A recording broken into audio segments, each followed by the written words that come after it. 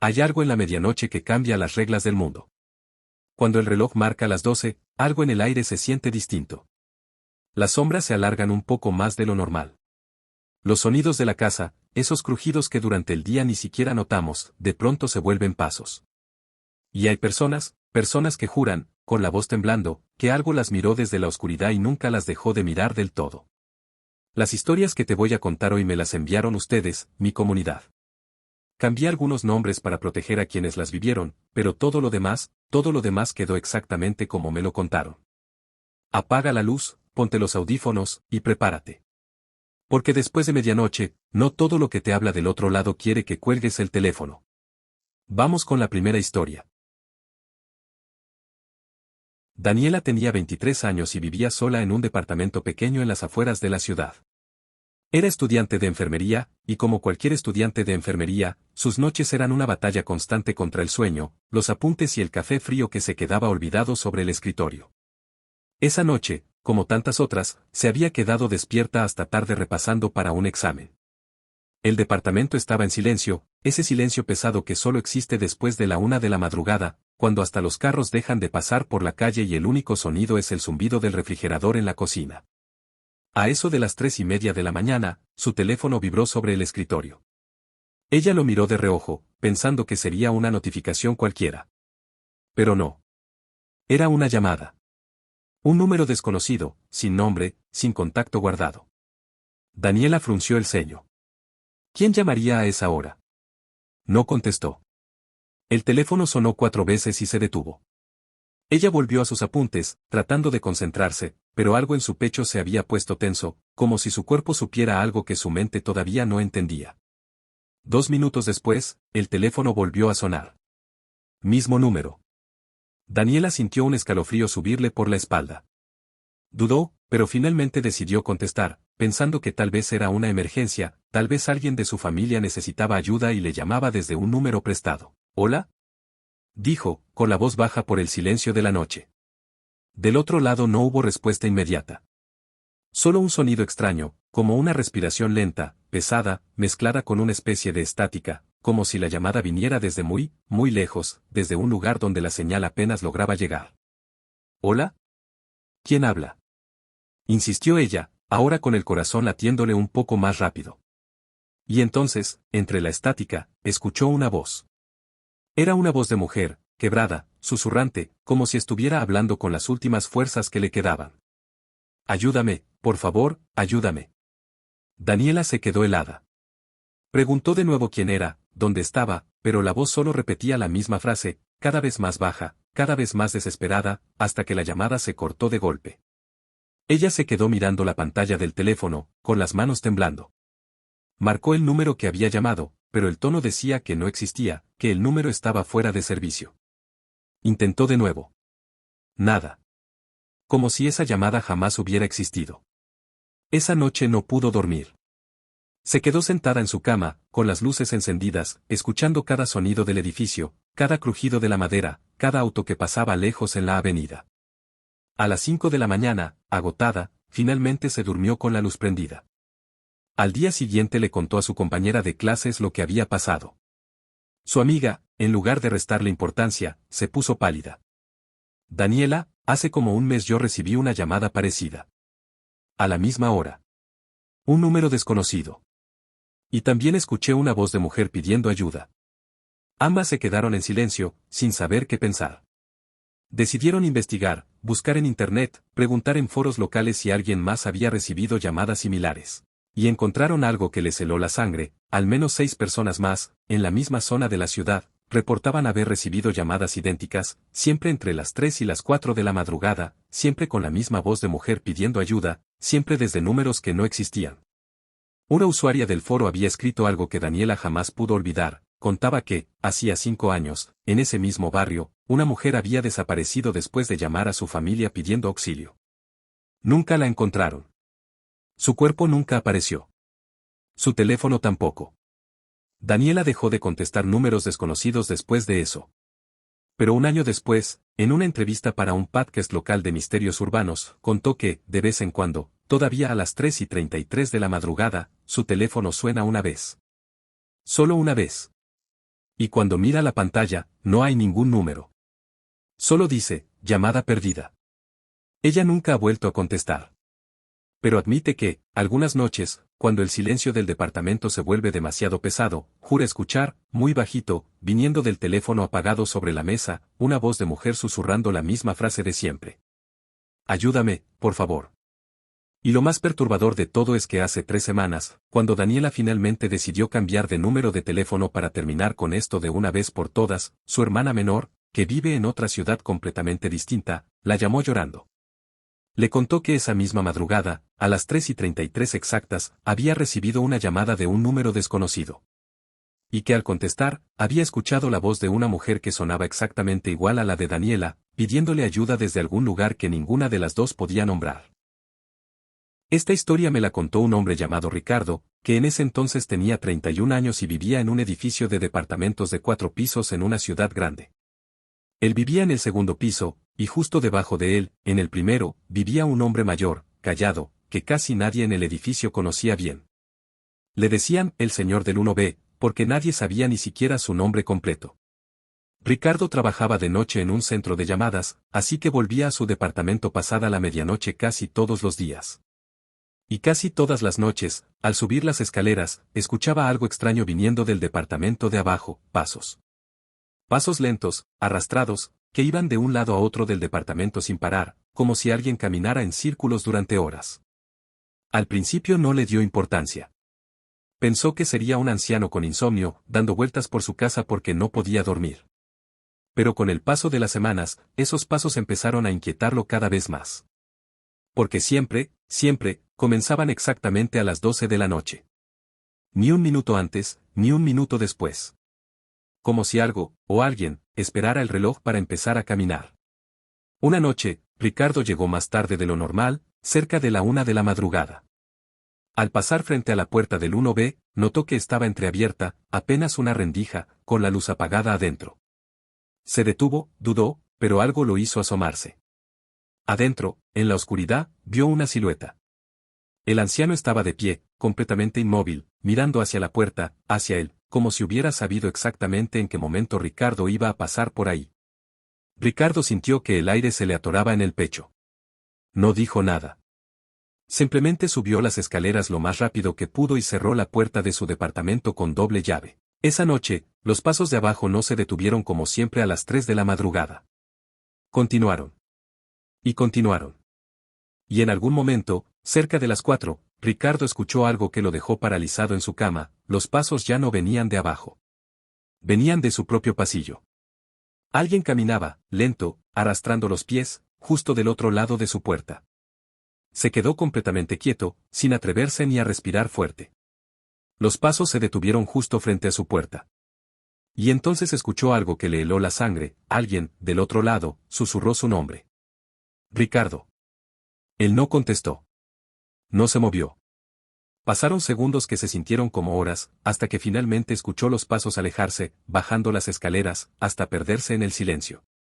A la mañana siguiente, bajó a buscar al administrador del edificio, decidido a preguntar quién demonios era el hombre del 1B y qué le pasaba. El administrador lo miró extrañado. Ricardo, el departamento 1B está vacío. Nadie vive ahí desde hace 8 meses. El último inquilino murió ahí dentro, un señor mayor. Lo encontraron como 3 semanas después de que había fallecido. Nadie lo notó porque casi no salía. Desde entonces nadie ha querido rentar ese departamento. Dicen que en las noches se escuchan pasos. Ricardo sintió que las piernas le fallaban. Le explicó al administrador lo que había visto, lo que había escuchado, la voz susurrando su nombre. El administrador, pálido, le confesó que él tampoco entraba a ese departamento después de que caía la noche. Ricardo se mudó 2 semanas después. Pero cuenta que, en su nuevo departamento, en un edificio completamente distinto, a veces, pasada la medianoche, todavía escucha esos mismos pasos lentos y arrastrados caminando justo encima de su cabeza, aunque él ahora vive en el último piso. Valentina tenía 19 años y trabajaba cuidando niños los fines de semana para ganar algo de dinero extra mientras estudiaba. Esa noche en particular le habían pedido que cuidara a 2 niños, un varón de 7 años y una niña de 4, en una casa grande al final de una calle poco iluminada, en un vecindario donde ella nunca antes había trabajado. Los padres le explicaron que volverían tarde, probablemente después de la medianoche, de una cena de negocios. Le dejaron el número de un vecino por si necesitaba algo y se marcharon. Valentina se quedó sola con los niños, que después de cenar y ver una película, se durmieron sin ningún problema. Ella se quedó en la sala, viendo su teléfono, esperando a que los padres regresaran. Alrededor de las 11 de la noche, empezó a sentir que algo no estaba bien. La casa, que hasta ese momento se había sentido tranquila, comenzó a sentirse observada.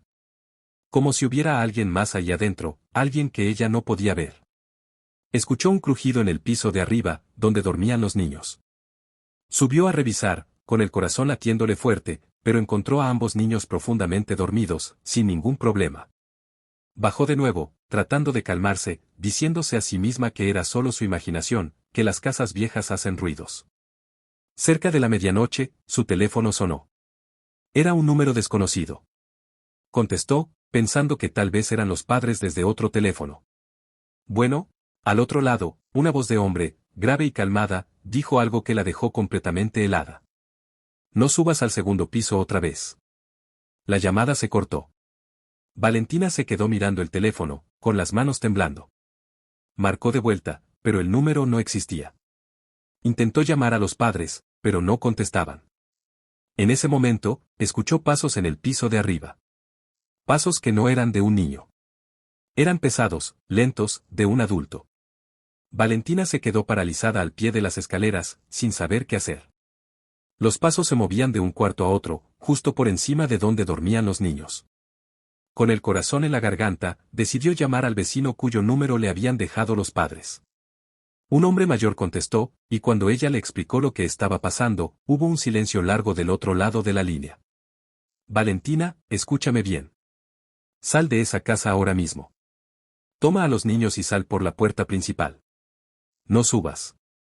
No importa lo que escuches, no subas.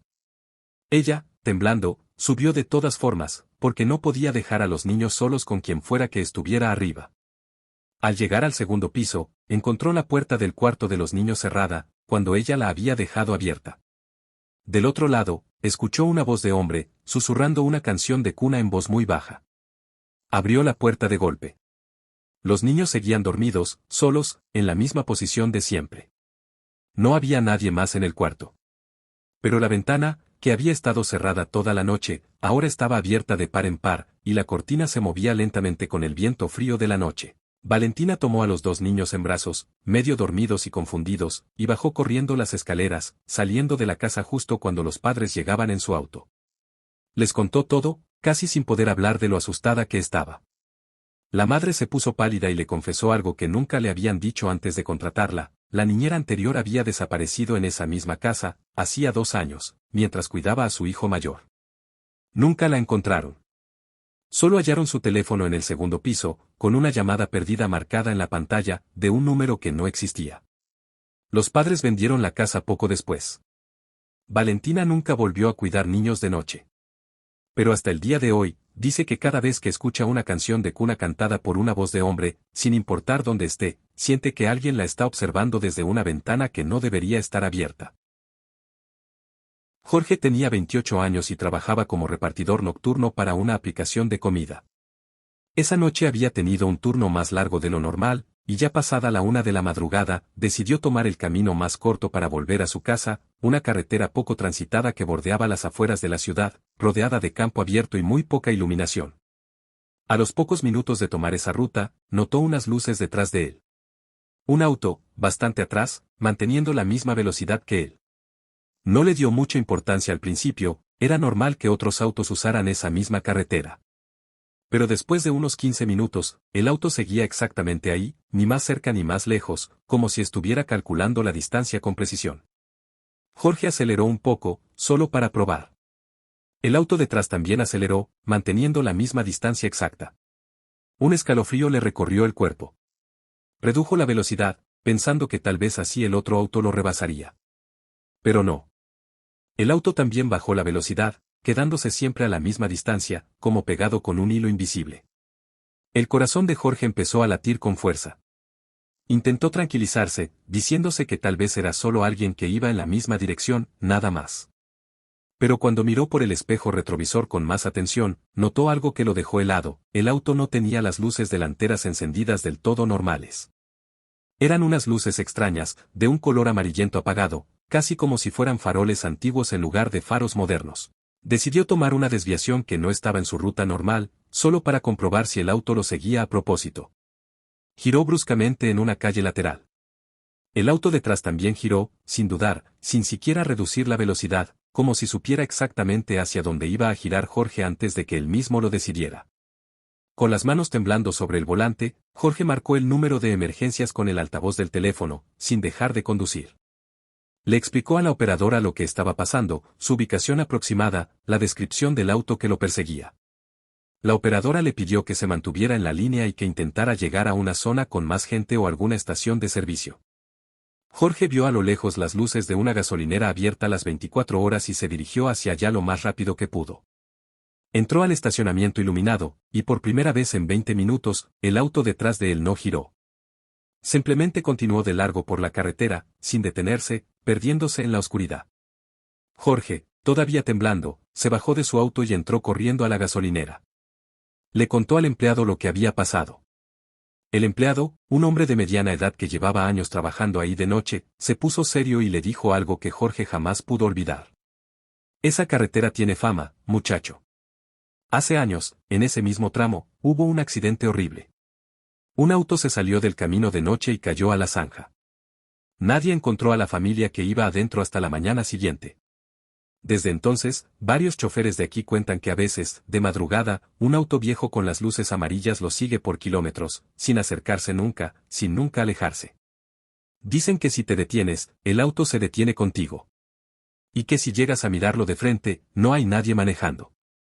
Jorge nunca más volvió a tomar esa carretera de noche, sin importar cuánto tiempo le ahorrara. Pero un año después, revisando unas fotos viejas de su teléfono de esa misma noche, notó algo que nunca había visto antes. En una de las fotos que había tomado sin querer al sacar el teléfono para llamar a emergencias, se alcanzaba a ver, muy borroso, en el fondo, el reflejo de unas luces amarillentas en su espejo retrovisor. Y detrás del volante de ese auto borroso, apenas visible, había una silueta oscura, completamente inmóvil, mirando directamente hacia la cámara. Esta es, para mí, una de las historias más inquietantes que he recibido, porque involucra algo que muchas familias tienen guardado en un cajón: viejas grabadoras de casete que alguna vez pertenecieron a un abuelo o una abuela. Mariana, de 26 años, heredó la casa de su abuela después de que ésta falleciera. La abuela había vivido sola durante los últimos años de su vida, y aunque su muerte fue por causas naturales, mientras dormía, Mariana siempre sintió que había algo extraño en la forma en que la encontraron, sentada en su silla favorita, en la sala, con una vieja grabadora de casete sobre las piernas, como si hubiera estado escuchando algo justo antes de morir. Mariana decidió quedarse a vivir en la casa, tratando de conservar los recuerdos de su abuela. Una noche, ya pasada la medianoche, mientras ordenaba unas cajas en el closet, encontró la misma grabadora que habían hallado con su abuela. Adentro todavía tenía un casete, sin etiqueta, sin ninguna indicación de qué contenía. Con curiosidad, y quizás un poco de nostalgia, decidió ponerlo a reproducir. Al principio solo se escuchaba estática, el sonido típico de una cinta vieja. Pero después de unos segundos, empezó a escucharse la voz de su abuela, hablando sola, como si estuviera grabando un diario en voz alta. Hoy es 18 de octubre, han vuelto a pasar cosas raras en la casa. Anoche escuché que alguien caminaba en el pasillo, después de la medianoche, y cuando fui a ver, no había nadie. Pero encontré la puerta de la cocina abierta, y yo sé que la cerré antes de dormir. Mariana sintió un escalofrío recorrerle el cuerpo, porque esa misma tarde, ella había notado la puerta de la cocina abierta sin ninguna explicación. Siguió escuchando, cada vez más nerviosa. La grabación continuaba con la abuela hablando de noches en las que escuchaba susurros que no podía entender, de sombras que veía moverse por el rabillo del ojo, de una sensación constante de que alguien más vivía en esa casa junto a ella, alguien que solo se manifestaba después de la medianoche. Hacia el final de la cinta, la voz de la abuela cambió por completo. Ya no sonaba curiosa ni preocupada. Sonaba aterrada. Está aquí otra vez, está parado en la puerta de mi cuarto, no se mueve, solo me mira. Dios mío, tiene mi cara, tiene mi misma cara. La grabación terminaba ahí, de golpe, cortada a la mitad de una respiración agitada. Mariana se quedó paralizada, sin poder moverse del closet, con la grabadora todavía en sus manos temblorosas. En ese instante, el reloj de la sala marcó la medianoche, con esas campanadas antiguas que su abuela nunca había querido cambiar. Y entonces, desde el pasillo, justo afuera del cuarto donde estaba ella, escuchó pasos. Lentos. Pesados. Acercándose directamente hacia la puerta del closet donde se encontraba escondida. Mariana apagó la grabadora de golpe y se quedó completamente inmóvil, conteniendo la respiración, mientras los pasos se detenían justo del otro lado de la puerta. Pasaron varios segundos eternos. Y entonces, muy despacio, la manija de la puerta del closet comenzó a girar. Valentina tomó a los dos niños en brazos, medio dormidos y confundidos, y bajó corriendo las escaleras, saliendo de la casa justo cuando los padres llegaban en su auto. Les contó todo, casi sin poder hablar de lo asustada que estaba. La madre se puso pálida y le confesó algo que nunca le habían dicho antes de contratarla: la niñera anterior había desaparecido en esa misma casa, hacía 2 años, mientras cuidaba a su hijo mayor. Nunca la encontraron. Solo hallaron su teléfono en el segundo piso, con una llamada perdida marcada en la pantalla, de un número que no existía. Los padres vendieron la casa poco después. Valentina nunca volvió a cuidar niños de noche.